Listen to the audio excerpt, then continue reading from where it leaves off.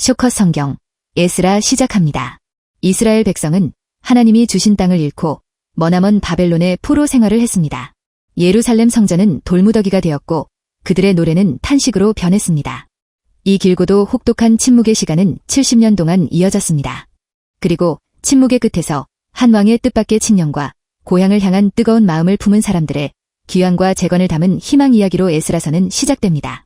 에스라서는 주전 538년경 페르시아 제국 초대왕 고레스의 입에서 시작됩니다.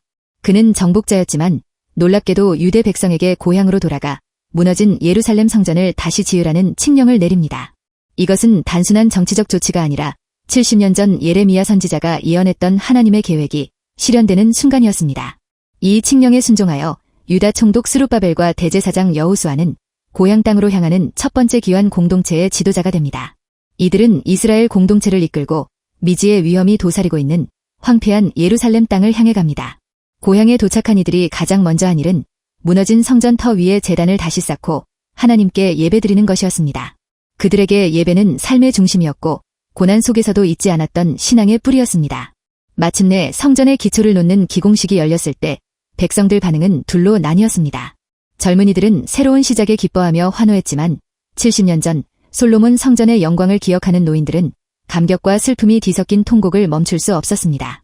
그 소리가 너무 커 기쁨의 소리와 통곡의 소리를 분간할 수 없을 정도였습니다. 하지만 희망의 작업은 순탄치 않았습니다. 주변 민족인 사마리아 사람들이 성전 재건을 돕겠다고 나섰다가 거절당하자 이내 방해꾼으로 돌변했습니다. 그들은 페르시아 조정에 거짓 보고를 올리고 이역과 해유를 일삼았습니다. 결국 고레스 왕이 죽고 몇 대의 왕이 바뀌는 동안 성전 건축은 무려 15년 이상 중단되고 맙니다. 건축이 멈춘 동안 백성들은 자신의 집 짓기에만 몰두했습니다.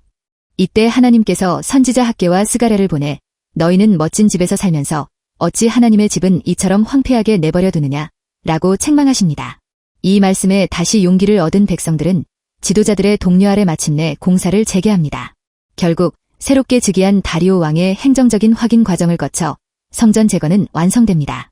70년의 포로 생활과 20년이 넘는 재건 기간 끝에 하나님의 집은 다시 우뚝 섰습니다. 그들은 기쁨으로 성전을 봉헌하고 유월절을 지키며 감격의 눈물을 흘립니다. 여기까지가 에스라서 전반부의 성전 재건 이야기입니다. 이렇게 성전은 재건되었지만 고향으로 돌아온 백성들의 영적 상태는 여전히 황폐했습니다. 껍데기는 완성되었으나 그 안에 있어야 할 하나님 말씀이 사라졌기 때문입니다. 성전 봉헌 후 약 60년이 지난 주전 458년경 두 번째 귀환의 물결이 일어납니다. 이때 이스라엘 공동체를 이끌고 온 핵심 인물이 바로 에스라입니다. 에스라는 아론의 후손인 제사장 가문 출신이었고 무엇보다 율법에 정통한 학자였습니다. 에스라는 페르시아의 아닥사스다 왕으로부터 전폭적 지원을 받으며 예루살렘으로 돌아옵니다. 그의 목적은 명확했습니다. 하나님의 율법을 연구하고 그 율법을 실천하며 이스라엘 백성을 가르치는 것이었습니다. 에스라가 도착해보니 백성들의 삶은 이방 민족과의 잦은 교류로 인해 영적으로 혼탁해져 있었습니다. 특히 율법이 엄격하게 금지했던 이방인과의 통혼이 만연해 있었고 이로 인해 신앙의 순수성이 심각하게 위협받고 있었습니다. 이 광경을 본 에스라는 엄청난 충격에 빠집니다. 그는 옷을 찢고 머리털과 수염을 뜯으며 백성들 앞에서 땅에 엎드려 통회합니다. 그의 기도는 개인의 참회가 아니라 공동체의 죄를 대신 짊어진 절규였습니다. 내 하나님이여, 내가 부끄러워 낯을 들어 주를 향하지 못하오니 우리의 죄악이 정수리에 넘치고 우리의 허물이 하늘에 미치나이다. 지도자의 진실한 회개는 백성들의 마음을 움직였습니다. 이스라엘 백성도 함께 통곡하며 자신들의 죄를 깨닫고 돌이키기 시작했습니다.